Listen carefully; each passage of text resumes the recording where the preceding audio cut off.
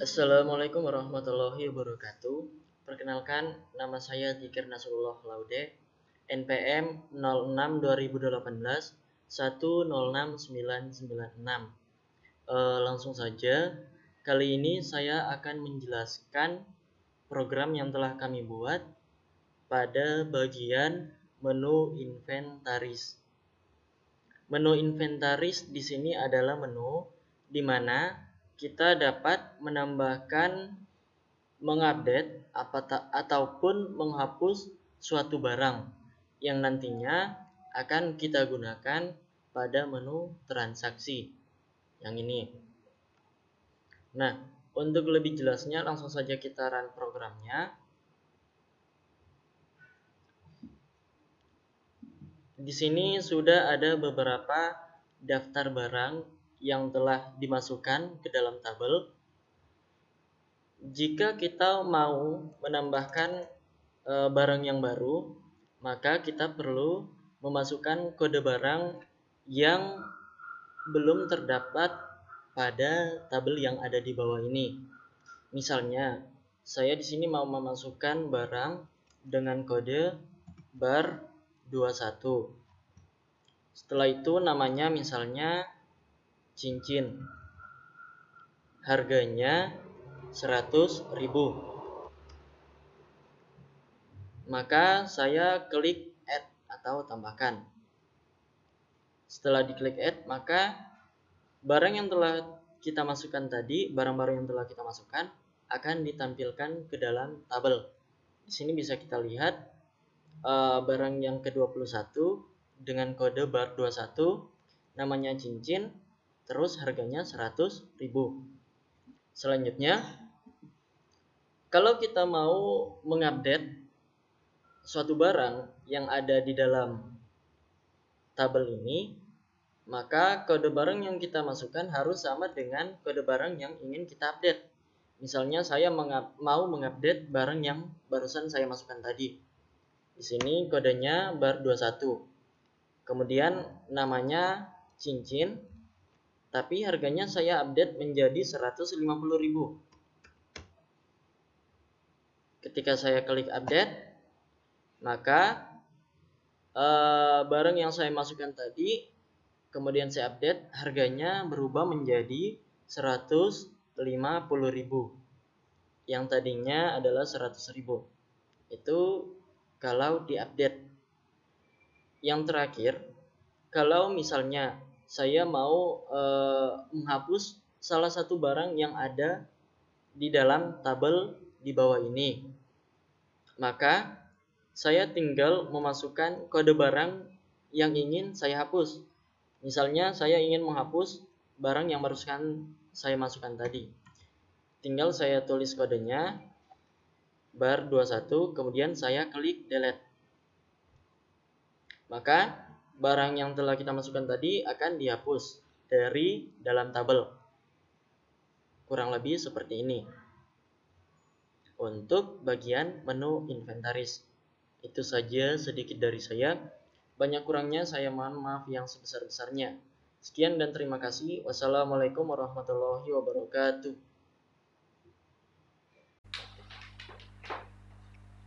Assalamualaikum warahmatullahi wabarakatuh.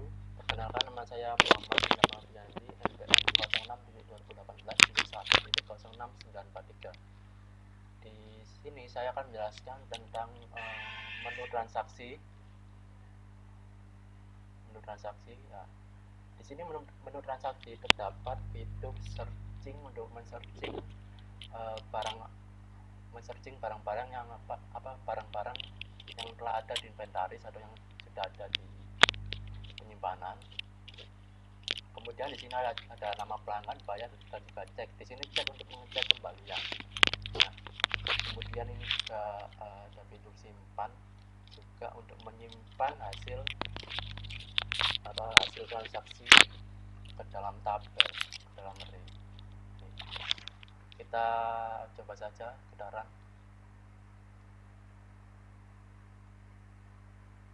Pertama kita coba anggap saja kita coba dari bar 1 dari inventaris, bar 1 dengan nama barang TV. kita searching. Nah, kemudian kita ketikkan nama pelanggan dan juga pembayarannya.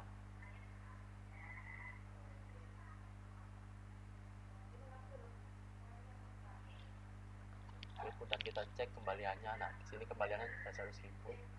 Kemudian kita simpan. Nah, hasil penyimpanan transaksi akan disimpan ke dalam tabel. Oke, kemudian kita coba lagi yang lain. Maaf saja, kita coba bar 6. Itu mos. Kemudian nama pelanggannya. Bayar. Dan harga dulu.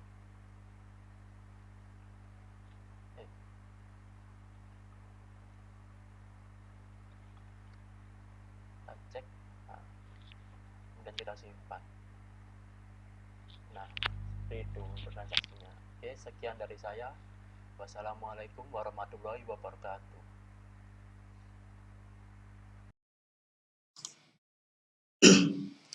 Assalamualaikum warahmatullahi wabarakatuh.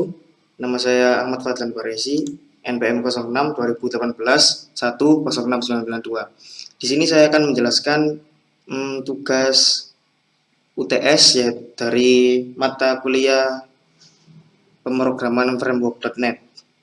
Nah, di sini saya ada suatu proyek menggunakan Visual Basic.net ya. Ini untuk desainnya tadi sudah dijelasin sama teman-teman saya. Di sini saya mau menjelaskan tentang back-end-nya, prosesnya. Ini yang pertama ada pada bagian barang. Nah, di sini di bagian barang ini saya membuat sebuah kelas namanya kelas barang. Jadi kelas barang ini isinya adalah array memiliki atribut namanya kode, nama, dan harga. Di sini. Kode nama dan harga ini memiliki array sebesar 100. Jadi dia bisa menyimpan data sebanyak 100. Terus di sini saya juga deklarasikan sebuah indeks. Nah, indeks ini gunanya nanti untuk men-tracking waktu dia input ada data masuk ke array-nya, dia indeksnya akan bertambah. Jadi dia tahu dia udah indeks ke berapa seperti itu. Terus di sini saya buat sebuah function get. Get ini adalah untuk mendapatkan atribut kode, nama, dan harga. Jadi isinya cuma return dan mereferensikan ke sini. Seperti itu. Terus ini bagian barang. Terus ada juga kelas barang model. Nah, kelas barang model ini adalah yang bertanggung jawab atas proses create, update, dan delete pada array barang.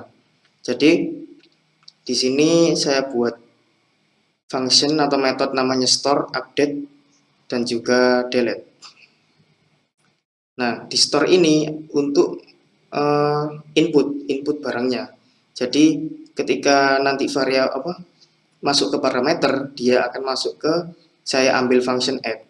Di sini kan saya sudah inherit barang menggunakan pewarisan. Jadi saya tinggal akses saja metode add yang ada di kelas barang ini, add ini. Dan ini dia overload dikarenakan dia menggunakan metode yang ada di kelas parent-nya. Terus di sini ada juga update barang. Nah, kalau kita lihat dari desainnya, ini di bagian inventaris ya. Jadi ada nanti user itu menginputkan kode, nama, dan harga. Nah, kode, nama, dan harga itu kalau misalnya diklik update, dia akan mengakses function update barang. Nah, update barang ini nanti berdasarkan kodenya. Jadi kode ini harus kode yang sudah ada di dalam array. Kalau kodenya belum ada ya nggak bisa diupdate. Jadi nanti dicari kodenya. Kode atau ya yang diinputkan get kode adalah kode yang sudah ada, nanti dicari. Setelah dicari kodenya ketemu, indeksnya nanti dia akan diganti dengan value yang baru di indeks tersebut. Jadi update.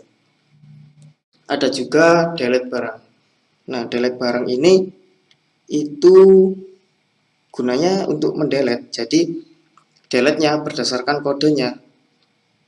Nah, kalau misalnya ini, kalau kodenya itu indeksnya itu masih 0, berarti dia belum ada data sama sekali, maka tidak ada.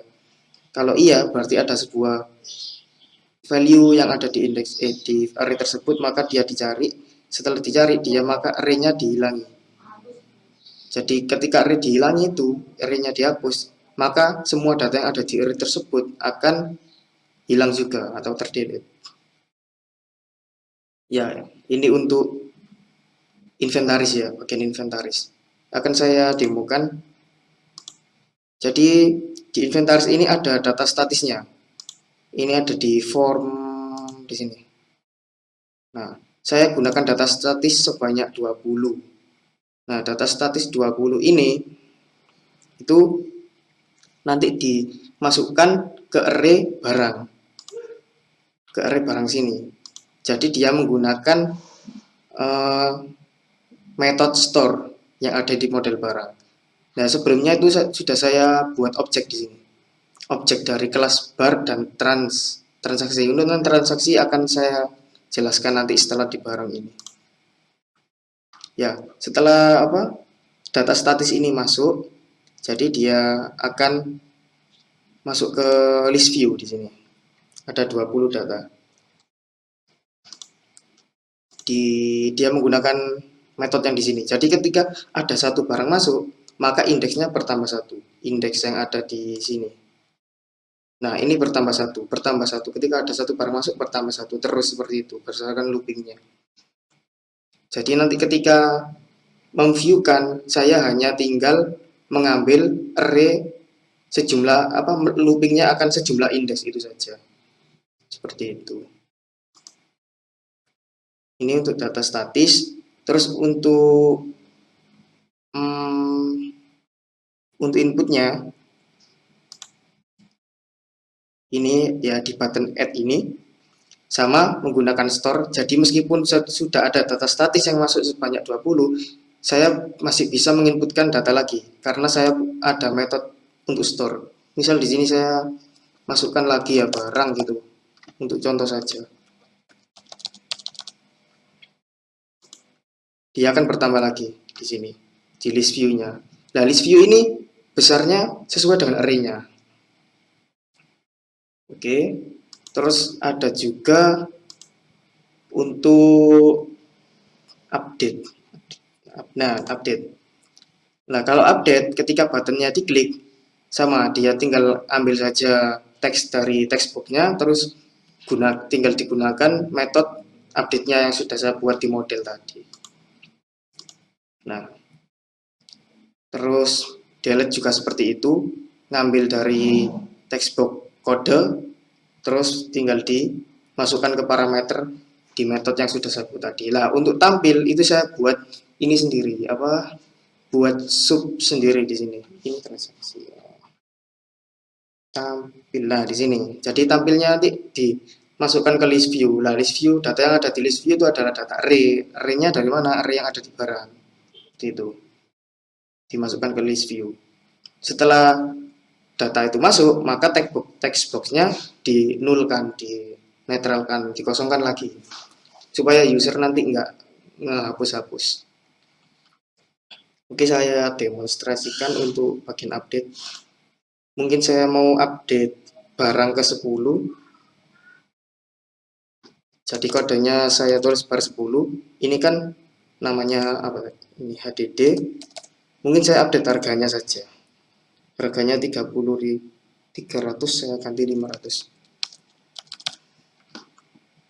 Update.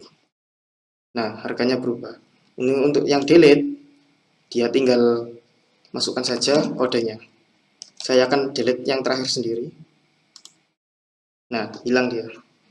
Ini untuk tab control inventaris. Kalau di transaksi itu saya buat kelas juga seperti di barang. Jadi nanti ada suatu history transaksi seperti itu. Jadi ketika ada user yang beli, nanti ada track recordnya. Jadi kalau dilihat dari desainnya, itu nanti Nah, di sini di list view yang ada di bawah ini nanti. Oke, transaksi atributnya ada indeks barang, indeks nama pembeli, bayar, dan kembali. Nah, indeks barang ini adalah indeks dari barang yang dibeli oleh user. Jadi nanti ketika historinya dia tahu barang apa yang dibeli oleh user. Kan orang beli barang kan nggak urut, kadang ada yang barang yang ke 10 yang dia beli gitu. Ya sama seperti tadi, saya gunakan add, terus ada function buat get-nya, tinggal di return ke atribut utama, terus ada transaksi model. Transaksi model isinya adalah store dan check. Dikarenakan transaksi ini nggak ada update dan delete-nya, nggak ada update dan delete-nya. Jadi dia cuma store saja. Oke, untuk transaksinya di form 1. Nah, ada button search, cek, dan simpan.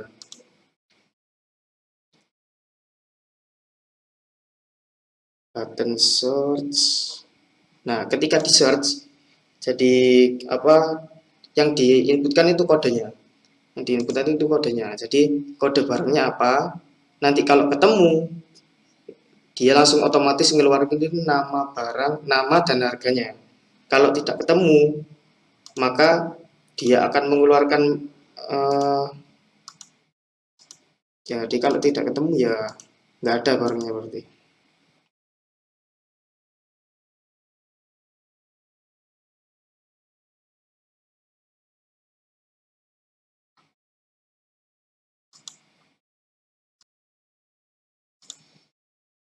Oke, bagian search ya.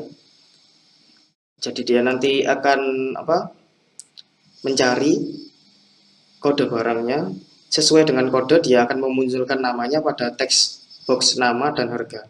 Indeksnya nanti disimpan di, saya deklarasikan variabel baru namanya indeks, jadi nanti biar nggak hilang indeksnya, biar tersimpan, nanti disimpan di sini. Nah, indeks sama dengan indeks barang. Jadi ketika kode barangnya itu diinputkan search, nah dia akan mengisi field text box sesuai dengan kodenya. Misal kodenya saya ganti, nah akan sesuai dengan yang ada di inventaris yang ada di sini. Terus untuk cek ini digunakan untuk mengecek uangnya. Jadi cek klik. Nah di sini ketika dicek, jadi cek itu kan nanti mengambil function yang ada di transaksi model. Nah dia nge-return aritmatika bayar min harga. Jadi bayarnya dikurangi dengan harga. Nah lalu ceknya ini berarti kan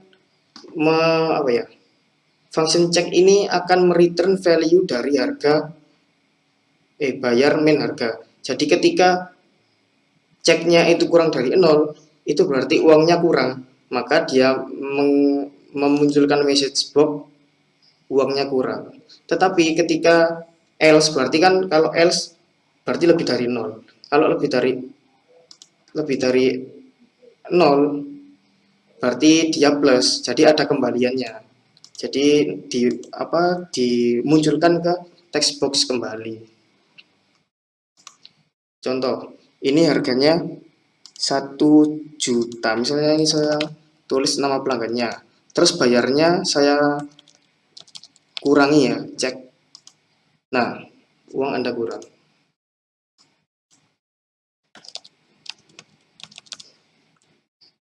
Cek, kalau uangnya cukup, maka di text box kembali akan muncul seperti ini. Terus ada juga button simpan. Mana ya button simpan? Oh ini save. Nah ketika disimpan berarti dia siap untuk di store. Jadi nggak ada masalah, uangnya nggak kurang. Jadi semua datanya sudah ada. Jadi tinggal disimpan saja menggunakan metode store. yang ada di transaksi model. Nah, method store dari transaksi. Jadi dia langsung masuk ke array-nya. Coba saya store, saya simpan. Nah, dia akan ada history transaksi. Oke, saya coba lagi ya, misalnya barang ke misalnya saya mau beli TV, berarti bar